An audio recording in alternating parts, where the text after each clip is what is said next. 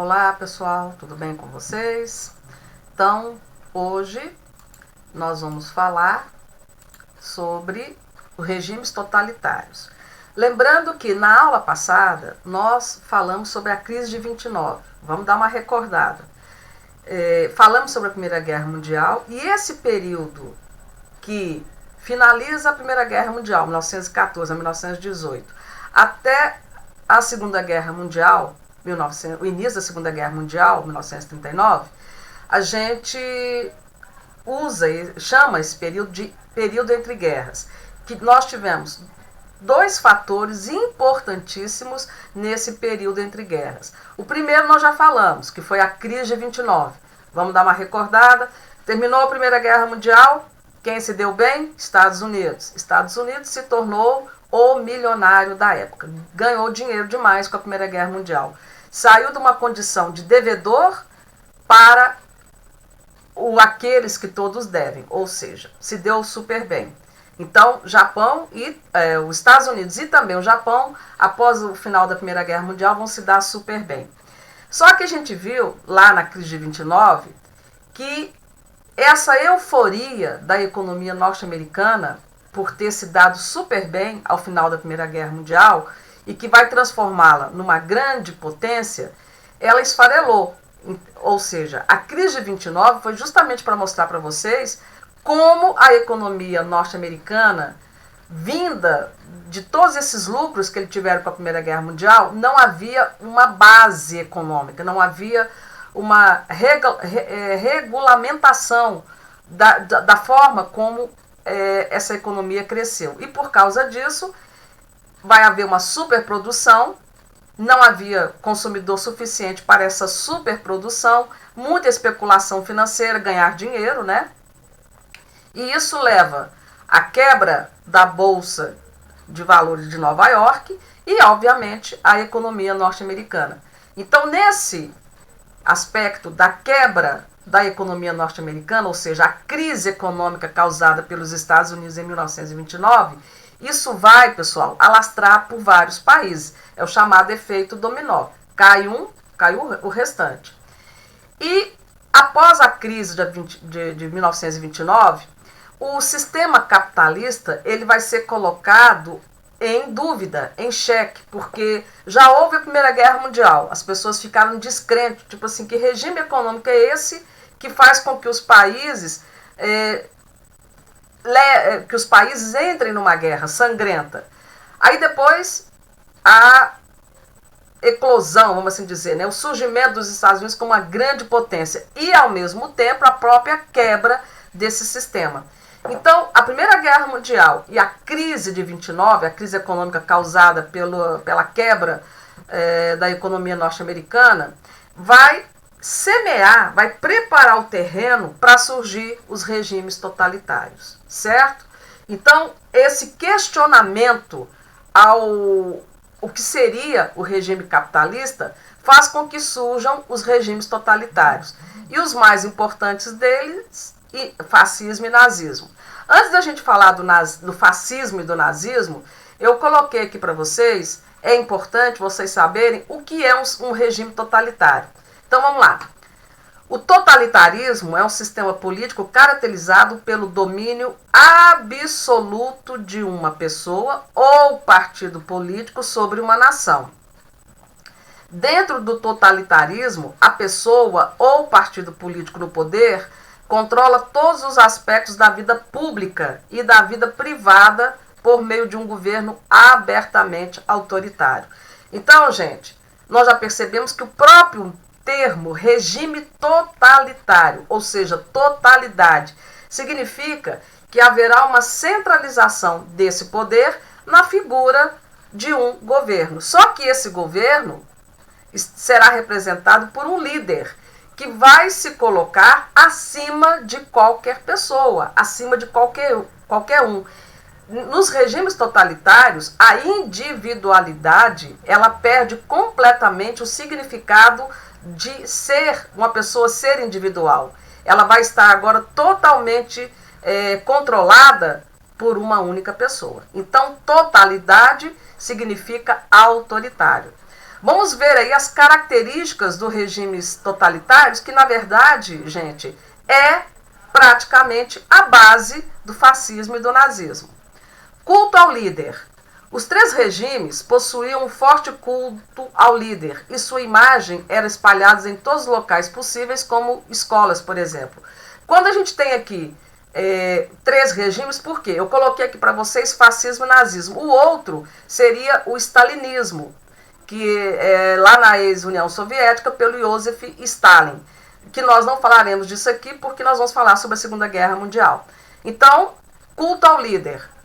Tanto no fascismo como no nazismo, nós tivemos duas figuras, né, Mussolini na Itália e Hitler na Alemanha, que praticamente se cultuaram como sendo um líder. E essa forma de convencimento, essa forma de espalhar, né, dessa que a gente chama de transformar esses dois líderes em mitos, já vinha desde as escolas fundamentais. Então, lá na escola, o menino já aprendia que ele deveria obedecer e cultuar esse líder. Unipartidarismo. Gente, unipartidarismo é a existência de um único partido.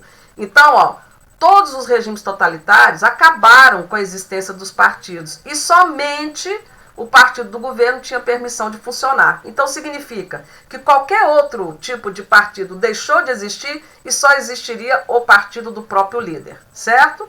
Doutrinação. A população dos regimes totalitários era alvo de intensa doutrinação, que se iniciava no ensino infantil, acabei de dizer. Essa doutrinação visava propagar a ideologia do governo. Então, o que vem a ser propagar? Eu tinha um líder, esse líder tinha que ser cultuado e a ideologia, ou seja, o conjunto de ideias que esse líder pregava, precisava fazer com que a população aceitasse isso. Então, a gente chama isso de doutrinar. O que é você doutrinar uma pessoa? É fazer com que essa pessoa passe a ter as mesmas ideias que você. Ou seja, você está doutrinando alguém. Você está convencendo essa pessoa a aceitar as suas ideias. Isso chama-se doutrinação. Então, a doutrinação foi feita para propagar, ou seja, fazer propaganda da ideologia do governo, ou, lógico, desse líder. Centralização do poder. O poder político no totalitarismo é centralizado no líder ou no partido. No caso aqui, gente, o fascismo e o nazismo, o partido é o que menos importava. A figura central aqui, líder. Mussolini, Itália, Hitler, nazismo na Alemanha. Então, centralização do poder. O poder passa a ser centralizado na mão desses líderes. Uso do terror, que a gente vai ver isso, infelizmente, na questão lá da própria Segunda Guerra Mundial. O terror era uma arma dos regimes totalitários para amedrontar. Amedrontar significa o quê? Fazer com que as pessoas tivessem medo de abrir a boca ou de ser contra, ou de ser oposição a esse líder. Então, através dessa técnica de causar o terror, de amedrontar, tanto os opositores foram perseguidos e, obviamente, enxergados como inimigos do Estado.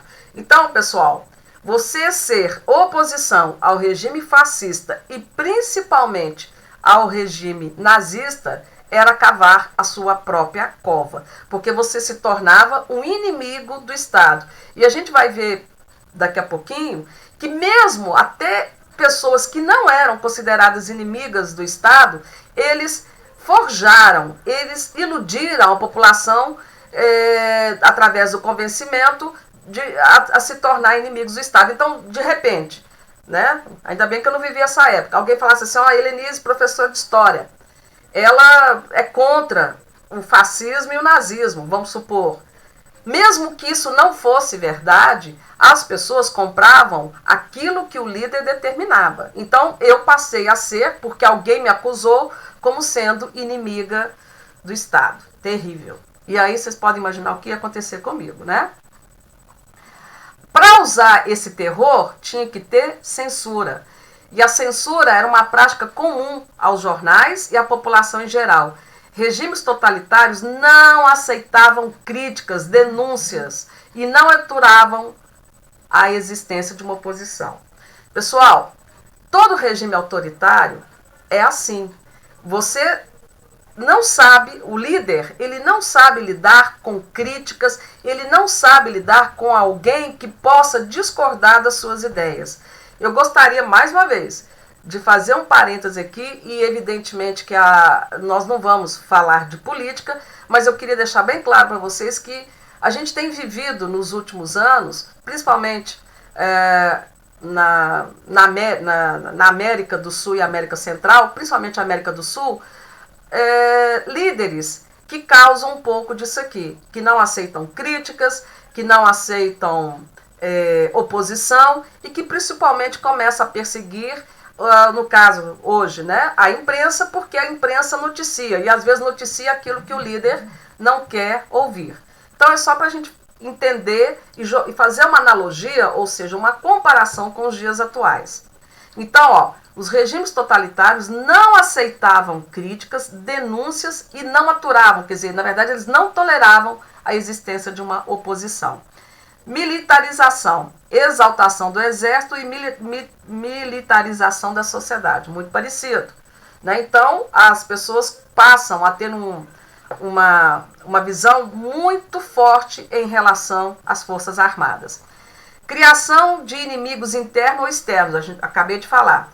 Esse mecanismo era utilizado como distração ou justificativa para explicar as ações e o autoritarismo do regime. Então, eles começavam, através da censura, através dessa perseguição, da morte, que a gente vai falar bastante, desses opositores, era uma forma até de tentar, se é que a gente pode validar uma coisa dessa, é como se eles quisessem explicar, olha, batamos tantos porque eles eram inimigos do Estado, né? Havia uma oposição contra o nosso líder. Então foi um mecanismo de distrair e explicar o absurdo desses regimes autoritários. Nacionalismo exacerbado. O nacionalismo no totalitarismo assumia um viés, assumia uma visão extremista que pregava a exclusão e perseguição contra os povos e etnias. Então, gente, em nome desse amor à pátria, desse amor ao país,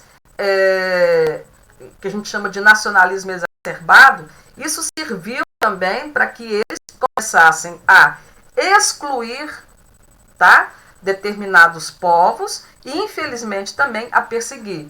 Tá? Só lembrar que isso aqui foi utilizado de uma forma absurda contra os judeus, que nós falaremos sobre isso.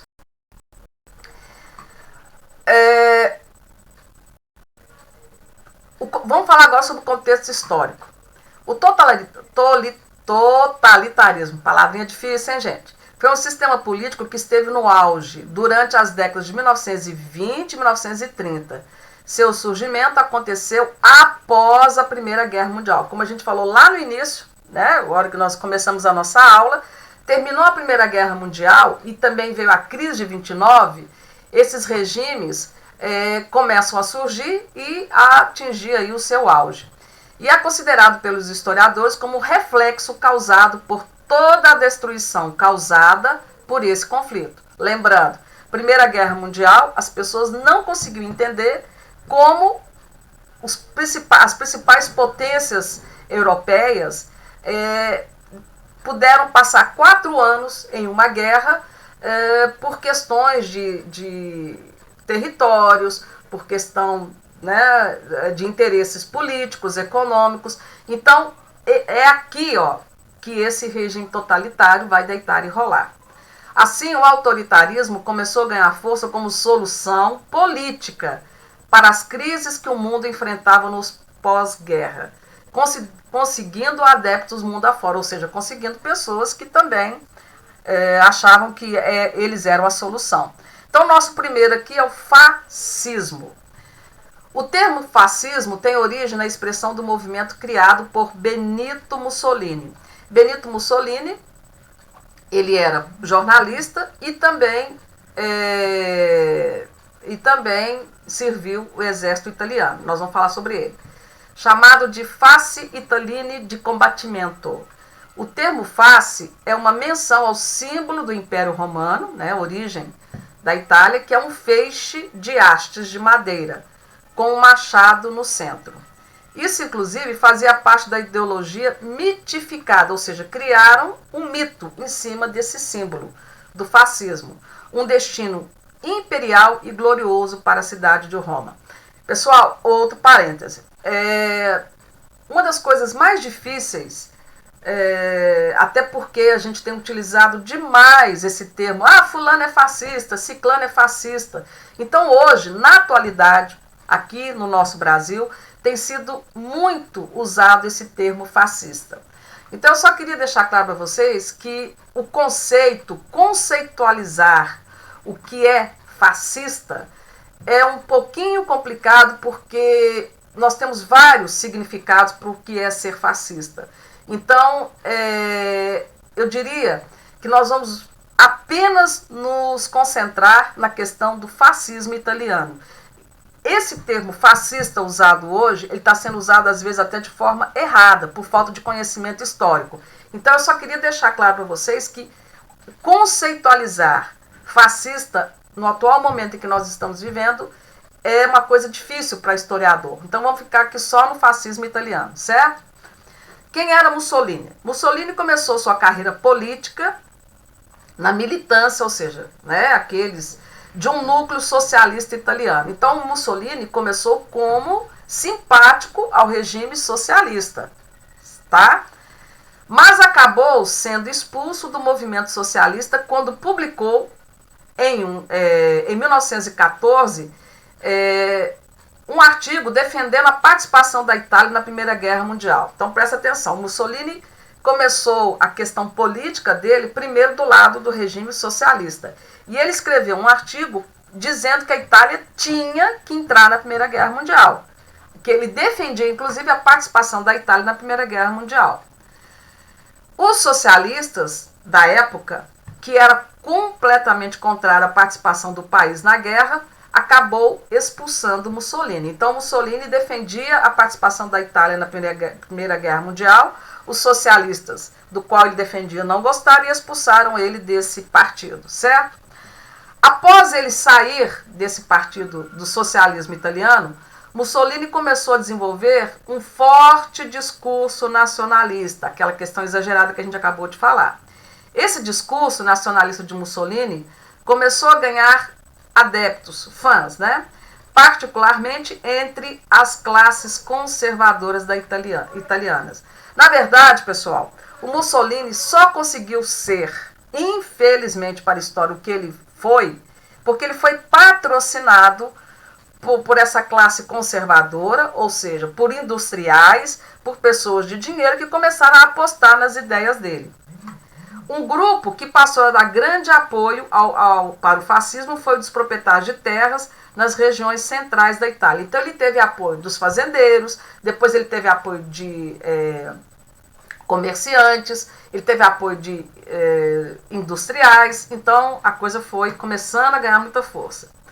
O fortalecimento do fascismo relacionou-se diretamente com o fortalecimento dos socialistas na Itália, entre 1919 e 1920. Então presta atenção, a partir do momento em que Mussolini começou a aparecer na Itália, a todo mundo prestar atenção o que esse cara falava. Ao mesmo tempo, o Partido Socialista Italiano também ganhava força. Então, o discurso do Mussolini, a primeira coisa era a perseguição aos que ele chamava de comunistas. É contraditório. Ele começou a vida dele política num partido socialista, defendeu a Itália na participação da Primeira Guerra Mundial, que a Itália também levou o maior ferro, e aí ele foi expulso do partido, aí ele passa a fazer já um discurso totalmente baseado aí no que a gente falou desses regimes totalitários, principalmente na questão do nacionalismo. Ganha várias pessoas que começam a comprar essa propaganda dele, e aí a gente vai ver que ele vai adquirir uma força enorme. Foi nesse momento que a organização Fasci Italine di Combattimento tornou-se um partido político. Então, ó, aquilo que era apenas uma ideia se torna um partido político. Pessoal, esse camarada aqui de cima é o famoso Mussolini, viu? Eu quero até deixar claro também que se alguém tiver curiosidade de dar uma futucada na vida do Mussolini, completamente também faltava parafuso. Uma figura muito complicada. Um homem violento, espancava as mulheres. Só né, para vocês terem ideia do que era, vamos assim dizer, a face oculta de Mussolini. Tinha traumas, um homem violento. Quando casou com a primeira esposa, ele abandonou e casou com outra. Depois ele mandou matar a primeira. Infelizmente, ele adorava praticar violência contra as mulheres. Geralmente, ele estuprava as mulheres. Então, uma figura controversa. Vocês vão ver quem era esse cara. Então, ó, esse Fatti Italiani de combatimento tornou-se um partido político. E, de fato, surgiu o Partido Nacional Fascista. A ideia dos fascistas era tomar o poder na Itália a partir da via eleitoral, mas também por atos violentos contra os opositores, especialmente contra os socialistas. Então, gente, a primeira vítima dessa perseguição do Mussolini vão ser os socialistas. O uso da violência pelos fascistas contra os socialistas recebeu forte apoio de várias camadas da sociedade italiana. Então, gente, infelizmente, quando ele começou a partir para a violência, muita gente apoiou. O objetivo, conforme mencionado, era intimidar e enfraquecer o socialismo, enquanto movimento social e político. A violência do fascismo italiano estava muito ligada com forte militarismo e uniformização de seus partidários, a partir de milícias conhecidas como camisas negras. O que são milícias? Vou dar um exemplo aqui para nós, no Brasil. Quando fala assim, fulano faz parte da milícia. Pessoal, milícia são aquelas pessoas que estão na polícia oficial e começam a formar organizações criminosas, certo? Organizações criminosas, mesmo sendo oficialmente da polícia. A milícia é uma polícia bandida, tá? Pra vocês entenderem melhor, é uma polícia bandida fora da polícia oficial. Então, isso são as milícias. E as milícias de Mussolini começaram a usar camisa negra. Aqui o uniforme dele, ele está de camisa negra. A ascensão, quer dizer, Mussolini começa a subir na sociedade italiana, foi tão grande que determinados grupos passaram a defender que o Duce, que significa chefe, fosse transformado em primeiro-ministro italiano. Deixa eu explicar aqui uma outra coisa. A Itália, nessa época, era uma monarquia governada pelo rei Vítor Emanuel III, tá? Então, eles queriam transformar o Mussolini em primeiro-ministro, ou seja, do parlamento. Nesse contexto, aconteceu a Marcha sobre Roma, em 28 de outubro de 1922. Nesse dia, milhares de fascistas de diferentes partes da Itália marcharam na direção de Roma. O objetivo era pressionar o rei Vítor Emanuel III a dar posse a Mussolini como primeiro-ministro. Lógico que não é primeiro-ministro, ele queria o poder mesmo, tipo assim, ó, casca fora, Vítor Emanuel, quem vai tomar conta aqui sou eu. E a verdade é isso que vai acontecer. Muitos fascistas que se deslocaram para Roma encontraram facilidades como passagens para transportes em valores mais acessíveis que o normal. Então, gente, a gente pode dizer que foi uma marcha totalmente financiada, ou seja, facilitou para que todos os simpáticos ao regime fascista pudessem ir para Roma para pressionar o rei. Parecido com várias marchas que ocorrem aqui no Brasil. Então, as pessoas não tiveram dificuldade de ir para Roma, certo? Mussolini foi empossado primeiro-ministro. A nomeação de Mussolini aconteceu em 1925. O primeiro-ministro autoproclamou-se ditador da Itália. Então, gente, a partir do momento em que Vítor Emanuel III empossou o Mussolini como primeiro-ministro, ele já se tornou o chefe do governo italiano. Ele se autoproclamou, ou seja, ele mesmo se denominou ditador da Itália. E aí o Vítor Emanuel casca fora. Ele foi autorizado pelo rei a convocar uma nova base do governo. A posse de Mussolini foi bem aceita entre conservadores e monarquistas, os grupos que mais apoiavam o fascismo. Então, gente, como ele também tinha também ao lado dele aqueles que eram favoráveis à monarquia, eles viram no Mussolini uma mistura de um líder revolucionário e, ao mesmo tempo, como se fosse um rei. Por isso que ele vai se tornar um ditador. A partir desse momento, Mussolini realizou ações que levaram a controlar totalmente o Estado italiano. O modelo que se desenvolveu na Itália serviu de inspiração para movimentos em toda a Europa. Grupos fascistas surgiram em diversas nações, como a Croácia, que na época fazia parte da Iugoslávia, Hungria, Lituânia, Romênia, Espanha, etc. O fascismo só caiu na Itália durante a Segunda Guerra Mundial, quando a resistência interna, aliada à luta dos aliados, que a gente vai falar disso na Segunda Guerra Mundial, são países contrários ao eixo, que era Alemanha, Itália e Japão, causou a queda desse regime. Outra coisa que eu queria aproveitar e explicar para vocês que, para a gente definir melhor o que foi o fascismo na Itália, porque depois o fascismo na Itália chega também na Espanha com o nome de franquismo, vai chegar também o fascismo em Portugal, que vai ter como líder o Salazar, e o fascismo italiano praticamente foi a origem, infelizmente, do nazismo na Alemanha. Então, o fascismo foi vamos assim dizer, a ponte para que houvesse o nazismo na Itália com Hitler. E para finalizar aqui o Mussolini, a gente pode deixar claro que desde pequeno o menino já tinha que respeitar e idolatrar a figura de Mussolini. E os meninos já eram levados para a questão militar desde cedo. De 7 a 10 anos, eles já entravam em escolas militares, aprendendo a cultuar o líder. E o Mussolini resumia, em poucas palavras, o que era o fascismo italiano, que a gente pode dizer assim: o Estado sou eu, você não é nada. Então, era ele acima de qualquer coisa, certo? Gente, vamos falar agora do nazismo na Alemanha. Essa figura, infelizmente, não vou dizer que é simpática, é o famoso Adolf Hitler. Contexto histórico, como é que o nazismo vai nascer na Alemanha?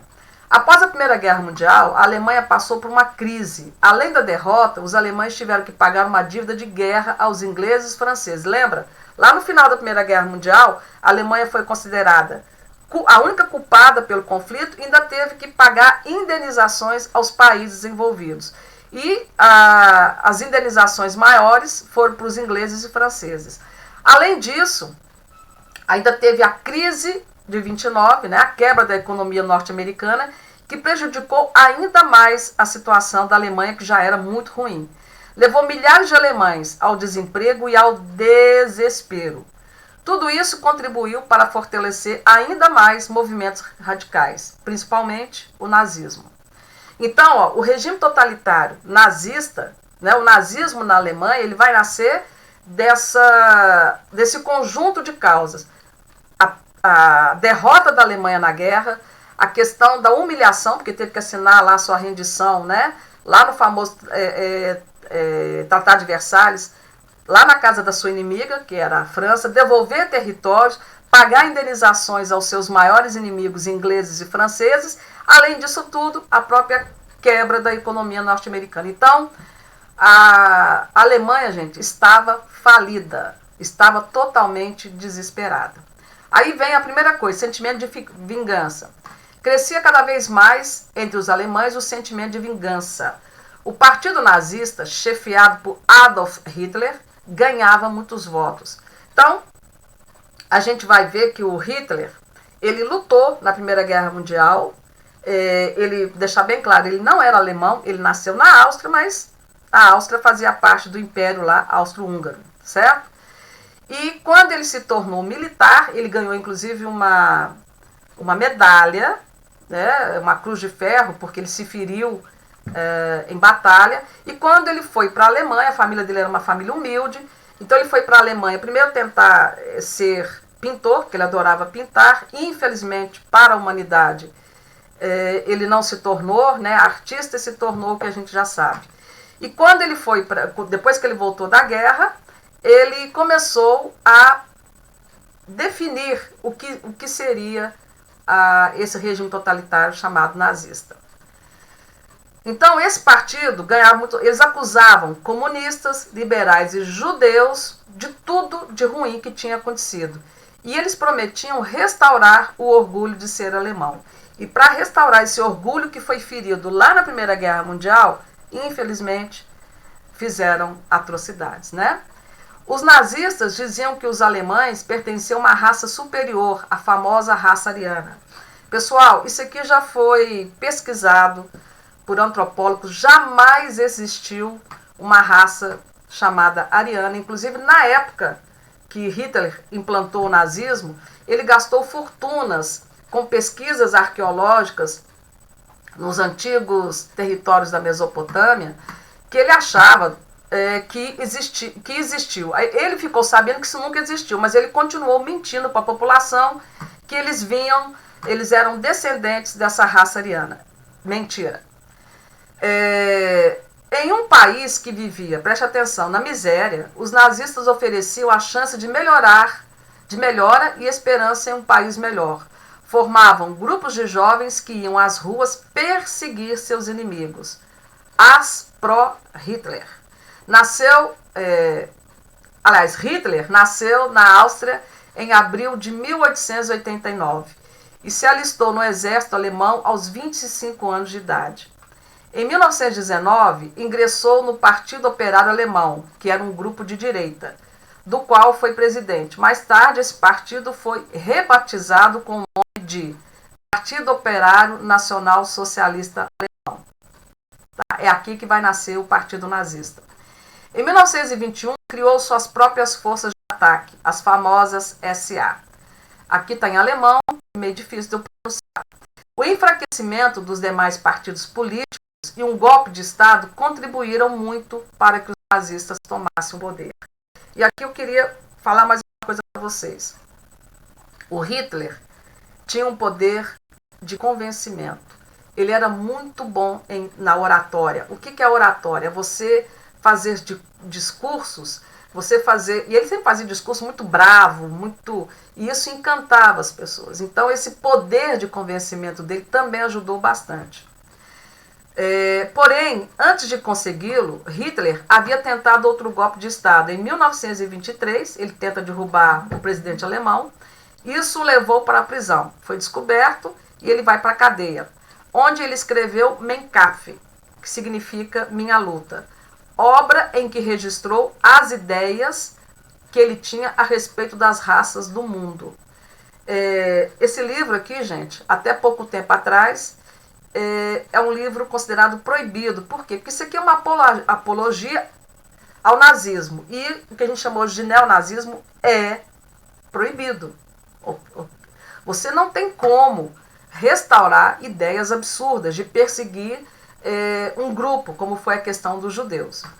Hoje, esse Minha Luta, ele pode ser acessado em plataformas digitais. Então, existe assim algumas formas das pessoas terem acesso isso eu quero deixar claro, na Alemanha, tá? Quando saiu da prisão, o Hitler conseguiu reorganizar o partido. Ele começou, pega um aqui, pega outro aqui. Esse discurso dele começou a iludir, principalmente os militares.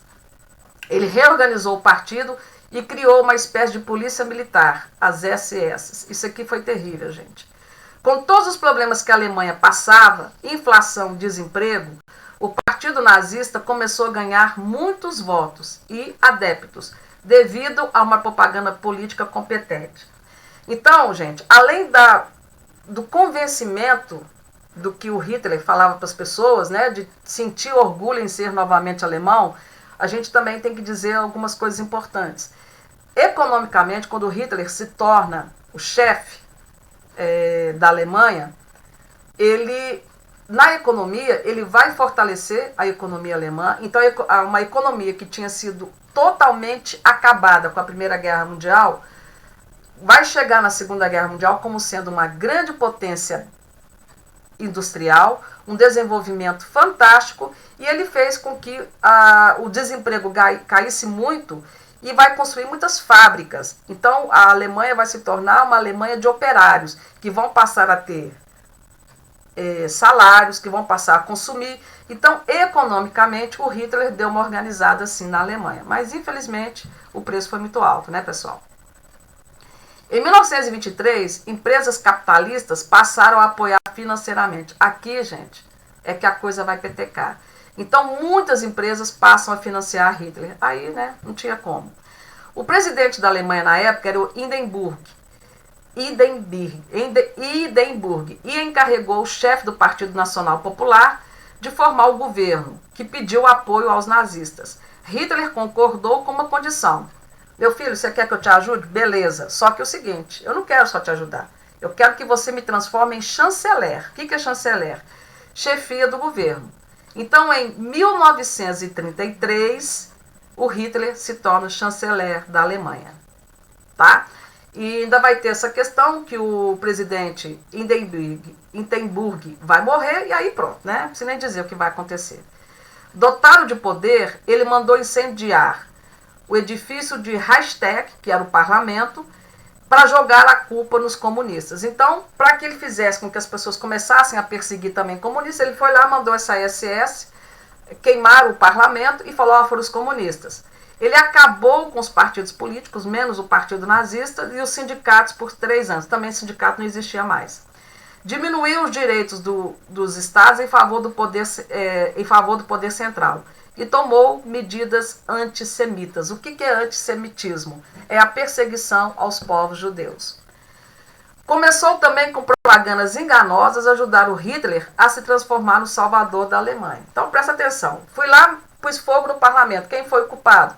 Comunista. Então, um dos princípios do nazismo era a perseguição aos comunistas. A propaganda intensa, o tempo inteiro havia cartazes, havia outdoors, aonde colocava o Hitler assim, o salvador da Alemanha. E como a economia alemã começou a andar, pronto, né, gente? O povo alemão assinou um cheque em branco para esse maluco. Ele foi considerado aí o salvador da pátria. Vamos ver então como é que Hitler chega ao poder. Pessoal, aqui é a suástica, que é o símbolo do nazismo. Tá? Depois eu vou posteriormente falar do que representa aí a suástica. O nazismo no poder, racismo, totalitarismo e nacionalismo.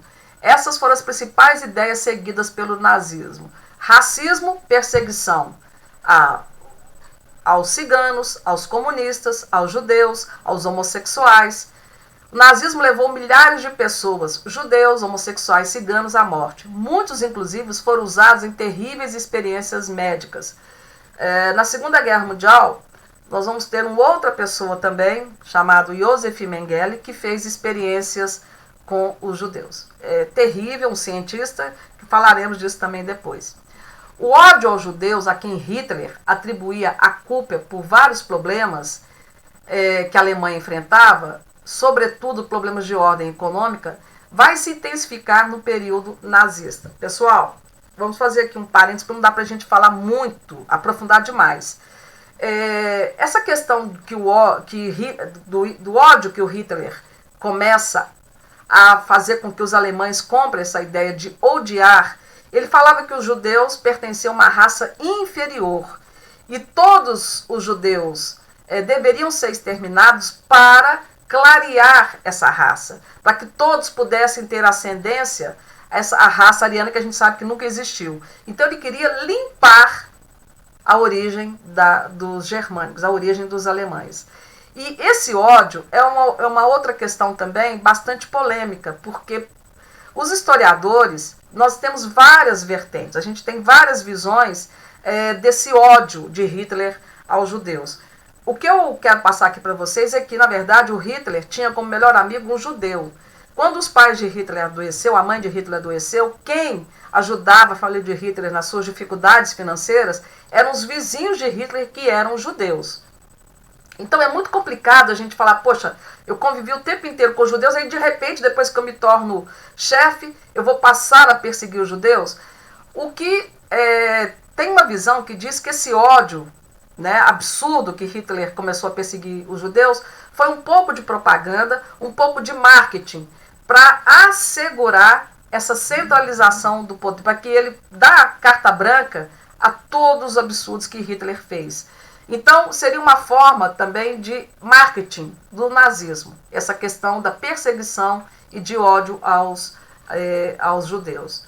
E uma outra coisa também, uma outra visão que é importante a gente colocar aqui, é que existe também uma corrente que diz que os alemães, na figura aí do seu Hitler, né, ele está aqui, atribuía a derrota da Alemanha na Primeira Guerra aos judeus. Eles acusavam os judeus de terem muito mais se preocupado em ganhar dinheiro, todo judeu sabe fazer bons negócios, e acumularam fortunas na Primeira Guerra Mundial a se preocupar com a guerra. Então, são duas coisas aí para vocês pensarem e depois vocês vão chegar aí à conclusão de vocês, ok? Então, ó, tudo isso foi colocado aqui nas costas dos judeus. Esse fato, inclusive, culminou no Holocausto, que foi a morte de mais de 6 milhões de pessoas em campos de concentração, né, durante a Segunda Guerra Mundial. A maioria, lógico, judeus. Associado ao antissemitismo, ou seja, a essa perseguição ao povo judeu, estava a noção racista e eugenista. O que é visão eugenista? Melhorar a raça humana. Então Hitler tinha isso na cabeça dele. Eu quero melhorar a raça humana. Mas a raça que ele queria melhorar era branquear, né, a raça dos alemães. Quando a gente fala em branquear, pessoal, não tem nada a ver com a questão da cor negra, da pele negra. Melhorar é não misturar a origem dos arianos com os judeus. Havia já muitos judeus alemães. Então ele queria exterminar os judeus para, vamos assim dizer, melhorar essa raça que ele achava que era a raça superior à raça ariana, que nunca existiu. Havia também a questão da superioridade do homem branco, germânico e da raça ariana, que eu acabei de explicar. Então, esses aqui eram superiores aos judeus, que se misturaram, então tinha que acabar com os judeus. E a construção de um espaço vital. Uma das coisas também que está lá nas características do nazismo era essa questão de expansão territorial. Então, Hitler, quando assumiu o poder na Alemanha, ele não se contentou só em vingar a derrota da Alemanha na questão da Primeira Guerra Mundial.